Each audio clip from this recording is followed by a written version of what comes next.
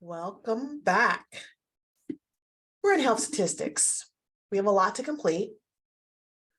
I want to stress that the key is going to be working on your assignments.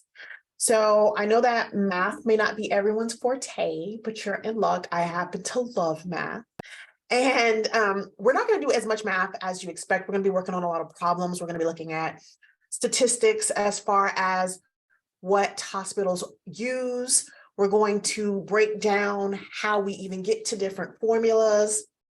And we're going to work in a way where we're going to be looking at the most highly missed questions prior the week or the week after you've completed your assessment. For example, next week, in the beginning of our live session, we're going to cover the missed questions from your apply and reflection and your weekly quiz, so that if there was something that was unclear, we can kind of work it through. Also, we're going to look at our modular dates, okay? We started on the 3rd, I know it's the 2nd, but April 3rd, and we will be working until June. Your live session, of course, is today, and you have office hours right before. So if there are some questions that you kind of want to have addressed, you can jump in really quick, and then you never know, it might be a question that someone else also has. Now, keep in mind that the office hours are in place, but feel free to reach out at any moment and, get any type of clarification. Also, write this down. 30 May 2023, we will actually have class pushed an hour due to the holiday season. Since we won't have class on Monday, there will be a class prior to yours, so you are at 18 or 6 o'clock as opposed to 5. Okay. Now, welcome back again to everyone. And for those who are watching the archive, what are you expecting from this particular course and what would you like to see? And then let's talk about that in the discussion forum. Some things that we're going to go over today is we're going to focus on a particular portion of the syllabus.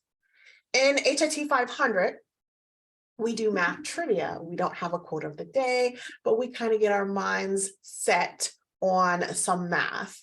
We have 2 chapters. Chapter 1, Introduction to Health Statistics, and Chapter 2, Mathematical Review. Now, in HIT 500, we tend to do the apply and reflection review after we've gone over the material. So I'll grab some of those questions, like I mentioned, that are normally high missed, and we work them out together in class. Now, at this time, we've done pretty much the lecture. So if you're one of those individuals that are like, I'm comfortable, then okay, get that. And then I do try to pull in some knowledge check questions as well, and then we wrap it up. With that, let's go ahead and change our gears, and we're going to take a look at the course syllabus. Now, if you do have any questions at any time, even if it's not tonight, reach out, okay? There is also an assessment that has to be completed as soon as possible. That is something else that we're going to go over tonight, okay? You'll notice that you have a week 1 safe exam browser practice quiz. This is required, okay? I repeat, this is required. This is how you're going to complete your midterm and your final exam. So let's switch gears to first look at the syllabus, and then we're going to go through this safe exam browser and what is expected and how to get it done.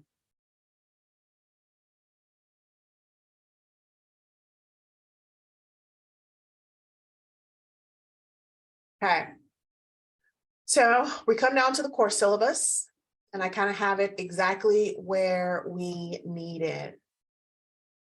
All right, I want to highlight this particular section. Students must pass the final exam with a grade of 75% or higher to pass the course regardless of the scores in any of the other categories. I repeat, students must pass the final exam with a grade of 75% or higher to pass the course. It doesn't matter what you have in your course activities, your applying reflection and assessments if you aren't able to completely or successfully pass that final exam. But on the flip side, you still have to make sure that you complete your course activities, your apply and reflect activities, et cetera, et cetera. Now, for that assessment that we were talking about, all right, what you're going to do is you're going to go ahead and click on this Safe Exam Browser. And I'm going to show you on my computer what it looks like. So in order to take any exam at CBD, you'll be required to use a desktop or laptop and use the Safe Exam Browser application. Follow the instructions below to download and install the application on your desktop or laptop that you're going to be using for your midterm and your final exams. If you're using multiple computers, you can download the app on each one. Now, we click on for the instructions, and of course you sign in, and I've already done it on my computer. So basically, it'll have you download the assessment, okay? And once you're done, I'm going to share what my screen looks like. Mind you, I do have a Mac, okay? So keep that in mind. Where'd it go? Let me go ahead and grab it back. The one thing about this particular system is once you put it on, it will shut down all of your other systems. So I'm going to actually switch gears to make myself a student, and then I'll come back because I feel like that will be the easiest way to show you what to expect, okay? And we're doing this, just to maintain and be the best that we can be, right? So I'm switching roles to a student so that you guys will see. Okay, now this is what you will see. Give me a second. All right, so when you click onto that link, you'll have download Safe Exam Browser and then launch Safe Exam Browser. I already have it on my computer, so once you've downloaded it and you've uploaded it, it'll ask you, allow this site to open up the link with Safe Exam Browser, and then you open the link. But like I mentioned, it will kind of like shut down anything else. So you will go ahead, click the link, and then once you're done, you'll come back, and once it's launched successfully, it'll show that it's good to go. And then you saw that you had a questionnaire where it just said, I've successfully have downloaded and uploaded, and you're good to go. This is going to be really important when you do go to take your midterm and final, like I mentioned. So let me see if I can show you how it would look. I'm in the student role now. So you'll see I marked myself as a student. And I'm not sure if it will let me, but let's see. While we have the time, let's go to our midterm.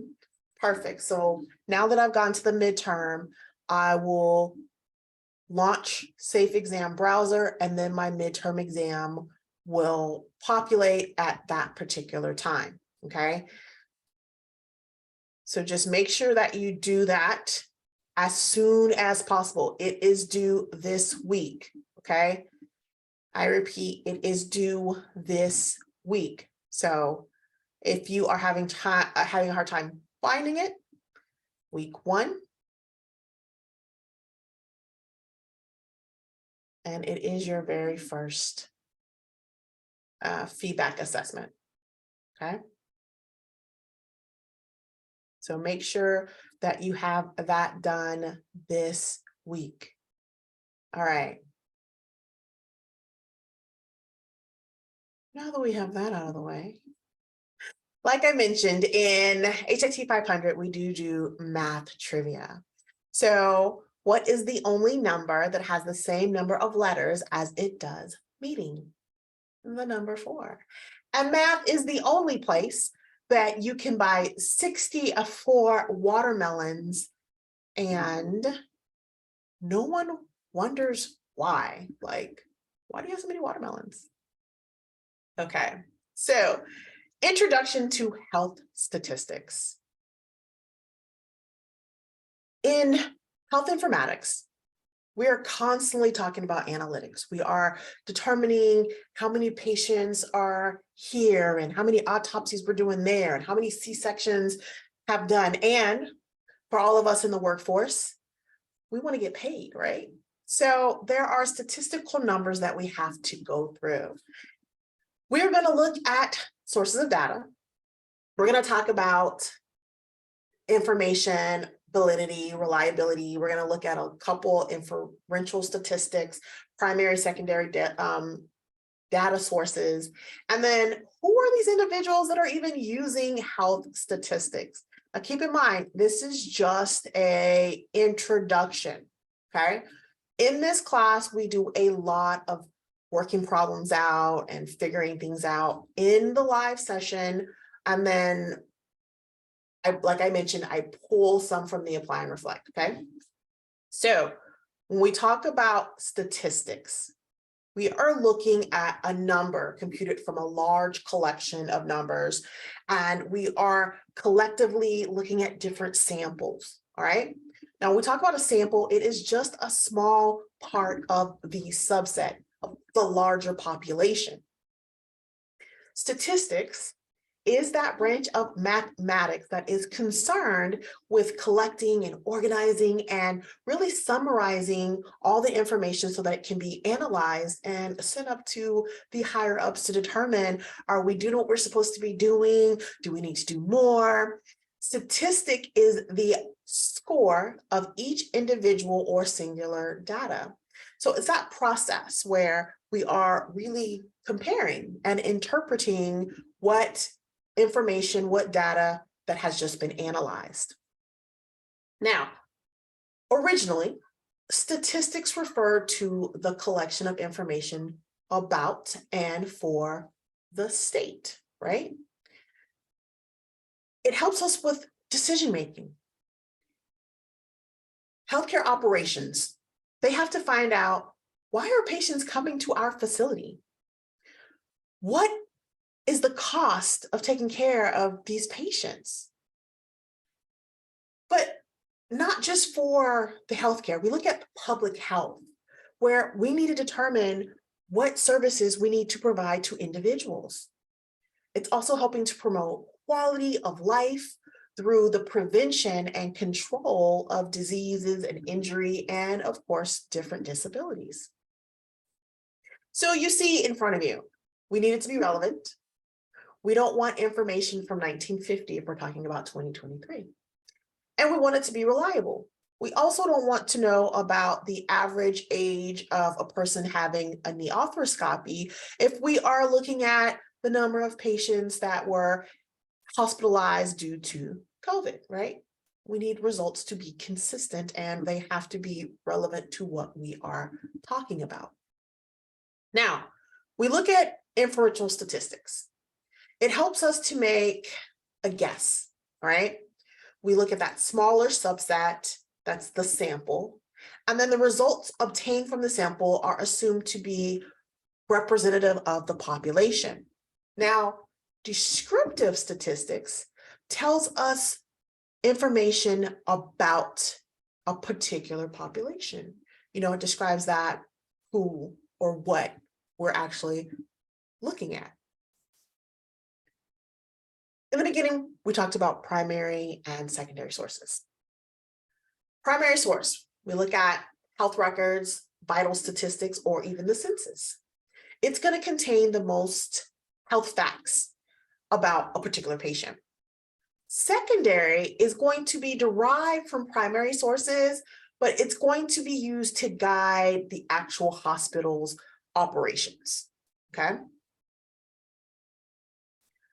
Now, I mentioned already couple places where we get it from, the census. This tells us who we are, where we're going as a nation. It helps our communities determine where to build everything from schools to supermarkets, from homes to even hospitals. It helps the government to really decide how to kind of pass out that money and assist to states and localities. We look at faculty departments, you see number of patients in the ICU.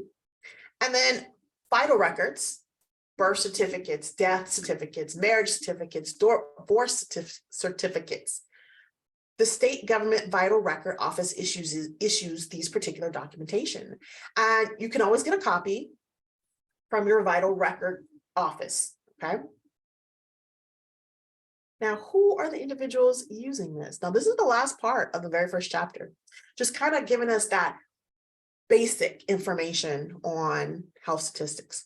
You see in front of you health admin, department managers, hospice, but drug and alcohol facilities, outpatient facilities, managed care operations or organizations, healthcare researchers, accrediting agencies, and even the government. So everybody that has a thing or a hand in healthcare is using these statistics for one reason or another. Now, chapter 2 is just a mathematical review. Okay, so bear with me, especially for those of you that are pretty, up to date or comfortable with mathematics. Why do I say that? Well, because this very first, or the very second chapter, we're looking at decimals and ratios and proportions and rates and percentages, and we're just going to break it down. And for a lot of us, it's just a refresher. And for some that have been out of school for a while, this will be like a good, okay, I got this. All right. We're going to differentiate between a numerator and a denominator, performing rounding whole numbers and decimals, determine the proper conversion of fractions and decimals to percentages, and then we're going to compute the average or the mean. Like I said, this is a basic math review, okay? So we start off with our fractions. A fraction is a number expressed in which a numerator is divided by a denominator, okay? Quotient is obtained after the process of division is completed, okay? So this means that when you have a divisor divided into a dividend, the number we get is that quotient. And you can kind of see dividend, right? You kind of see everything right there. The number resulting from the division of one number by another. Dividend, divisor, quotient. So in algebra, we deal with a lot of decimals, fractions, and a lot of the math that we're going to be working with, we're going to be converting from percentages and decimals and fractions. So in algebra, a decimal fraction is a fraction whose denominator is 10 or multiple of 10, like 100, 1,000, 10,000, etc. Fun fact. Decimal fractions were first developed and used by the Chinese in the end of the 4th century BC, and then it kind of spread to the Middle East, and then from there to Europe, and so on and so on. So just a little bit of fun fact. Now, when we talk about decimal places, in the example, the number 1,234, period 5,678, the point separates 1,234. That's your whole number. Everything to the right, 5, 6, 7, and 8 is your fractional part. Okay, so 1, 2, 3, 4 is your whole number, and then the fraction is 5, 6, 7, and 8. We also have rounding to whole numbers. Okay, now a lot of the instructions moving forward, weeks 2, 3, 4, and 5, you'll have to really pay close attention to the instructions, because some instructions will say round to the nearest 10th in one question, and then another question will say round to the nearest 100th. And even if you have the correct answer, if you didn't put that let's say it's just a following 0 and they want period point 0, 0. You have to make sure that you actually do that so that you get the correct answer, because it's looking at specifics. Some facilities want it to that 10th and some want it to the 100th, and et cetera, et cetera. When we look at a whole number, if the number is less than 5, we round down. If it is greater than or equal to, we round up.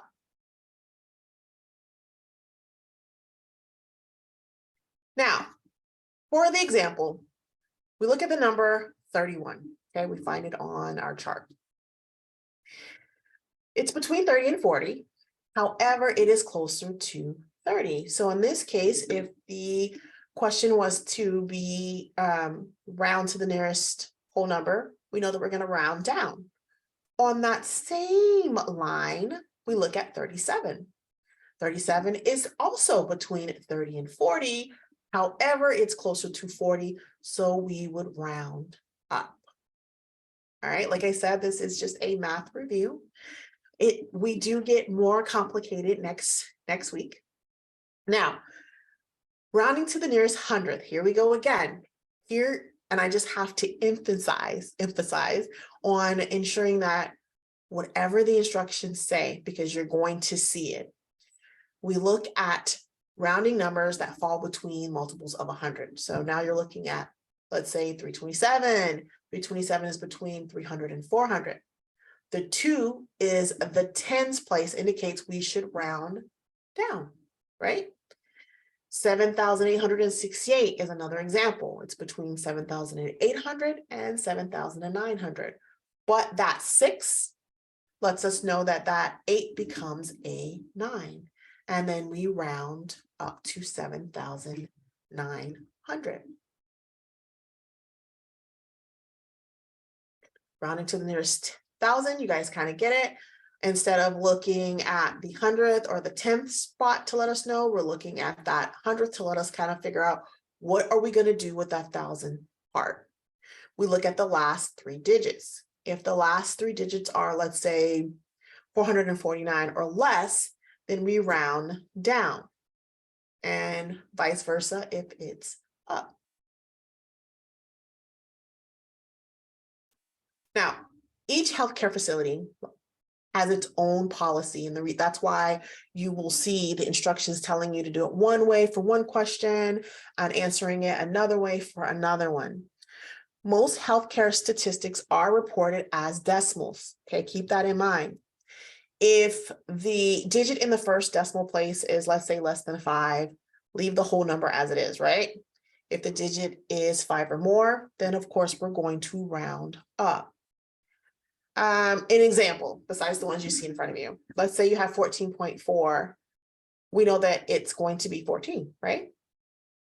Same question, but now it's 14.5. We round up to 15. If you need to carry it out, the number round based on the number 1 decimal place to the right of the decimal places that are needed. Okay. We also look at percentages in this particular course. Now, a percentage is a fraction expressed in hundredths. For example, 34% actually just means, as you see, 34 over 100. Also, you see that not all percentages are converted to whole numbers. So there are going to be some instances where instead of it being a beautiful package, you may have some following numbers after the decimal place. Okay. With that, we will be changing fractions to percentages. Easiest way is you divide the numerator by the denominator and then multiply by 100, right? So here you see a great example. 1/2 equals 0.5 times 100 gives you 50%.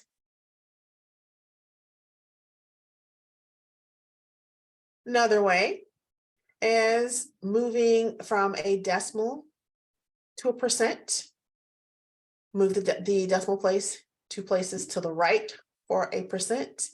For a decimal, 2 places to the left. So to the right, percent.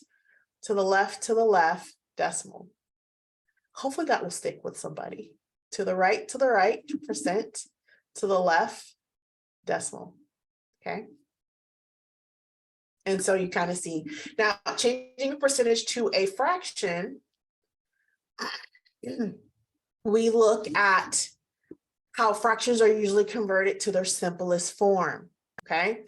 In the example of 5%, both 5 and 100 can be divided by 5, which would result in a fraction of 1 over 20, okay?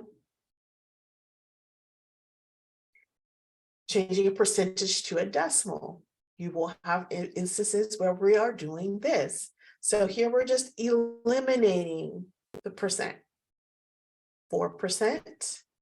Remember to get a percent to a decimal to the left, 1, 2, 0.04. All right. Another example you see in front of you, 2.5%. I know that it's 2.5, but we're still getting that to a decimal. You still do 2. So 0.25%. You'll notice that there is a leading 0 before your decimal place, right? You want to ensure that you place that 0 as well. Moodle is very sensitive. So as you are completing these answers, you'll notice that if it is, like if you just put decimal place or period 04, it may not recognize it until you put that 0.04. I have seen it, okay? Now we look at ratios. The number can be greater than 1 or less than 1, as you guys can see. Now, here's an example. You have 7 men and 5 women. They're in a group. The ratio of women to men or men to women would be 7 to 5. Or it can be written like 7 semicolon or colon 5, but we verbalize it as 7 to 5. Ratios have to be simplified to their simplest form. So the numbers 7 and 5 have no common factors. You can't simplify it. It's good to go. However, suppose there are, let's say, 6 men to 10 women in a group. Now the ratio is 6 to 10, right? The number in this ratio does have a common factor of 2. So you can simplify this ratio by dividing the number by 2. Here we would, instead of saying 6 to 10, now it's 3 to 5.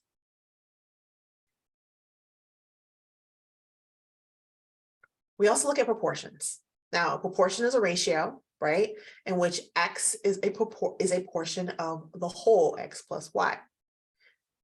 Here's an example. There are 2 women out of a group of 10 over the age of 50 who've had cancer where x equals 2. So x represents the 2 women. Whereas y equals 8, the women that did not have cancer. The calculation would be 2 divided by, or 2 plus 8 equaling 0.2. The proportion of women that have cancer is 0.2.